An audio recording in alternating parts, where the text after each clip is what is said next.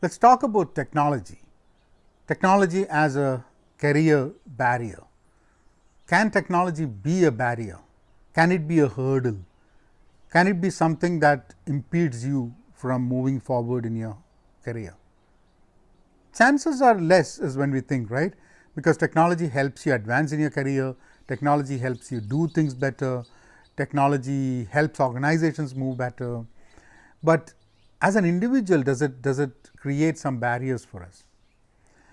Look at different scenarios. Someone working in a non-tech industry, a non-tech person working in a tech industry, or even a technical person who has been working in the same technology throughout in an industry. And maybe even other scenarios, there are always people who would in one way or the other create barriers for themselves and which would be very tech centric. Is there a way out? Is there a way one can safeguard and be ready? See, technology is changing in such a way that it is at one point or the other going to impact the industry that you are working in, the company that you are working in, the area of operation that you are working in. And when that change happens, are you flexible? Are you adaptive? Are you tech ready enough from a knowledge perspective to do the same job or to deliver value the same way? If not, then there is a problem. And if your habit is to be continuously learning, then it's okay. And if your company has this culture of continuous learning, then probably you are at some point or the other plugged into that learning program where you're retrained, and as the company retools itself, you're retrained and reskilled to ensure that the new tools are something that you can use. But if that's not the case, if the company doesn't have a learning culture, one, the company is going to have a problem transforming itself into this new form. But as individuals, people are going to find difficult. Now, if you are a non-tech person, I think the right way to approach is being aware that there is tech and there is a change in tech that happens on a regular basis. So, be connected with what technology is being used in the company, within your area of business and area of work, and see what are the opportunities and challenges. Now, opportunities that would individually what opportunities you would get, and challenges that what your department or company would face. Because whenever there is a challenge that the company faces, there is an opportunity for the individuals working there, because they need people who can address those challenges, and you could be one of those persons who can address that challenge. So, that is one way of looking at tech for a non-tech person. Try to learn, understand, don't be scared of tech. Don't think that this is an area that would completely displace you off. I mean, I am not talking about any specific technology, but just the word tech can bring shivers to a lot of people, even though we use smartphones and everything. Because there has always been a demarcation. People have been always saying that the tech is such a different thing and non-tech is an old traditional way of doing things. And I think that is the barrier that you need to first break before you can try to break the career barrier that you might have.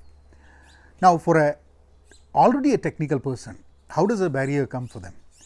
See, if you have been in the same technology throughout, that is a problem. You need to learn new things and ensure that when things change, you're there.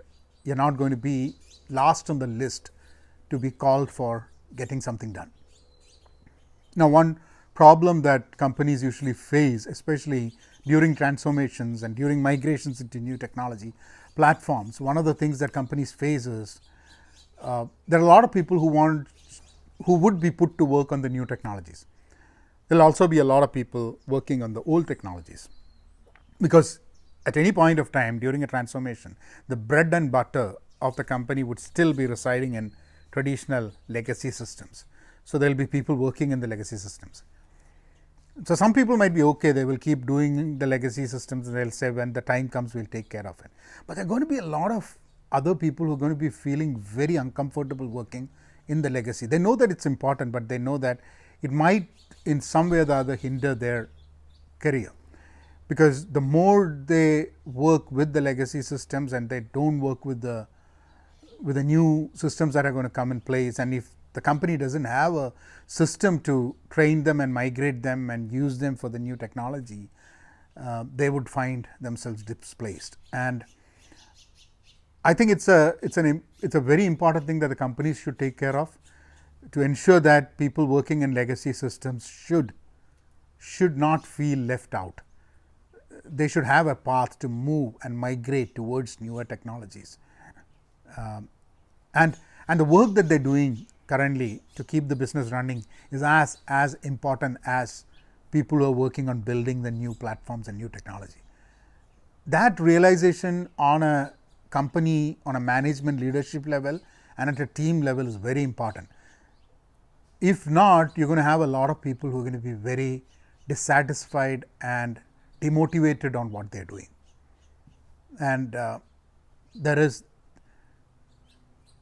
are obviously going to be people who are okay with doing what they've been doing for the past 20 years, and that's okay. I mean, we all as individuals have different priorities, but when you look at an organization and when you look at career and when you see that your goal as a professional is to advance your career and ensure that any hurdles or barrier that comes, you overcome that. If that's your mindset, then you need to seriously think about how technology is impacting and where do you stand in this whole equation of things. This is Vinod Narayan. Be content, be pen positive. Thank you.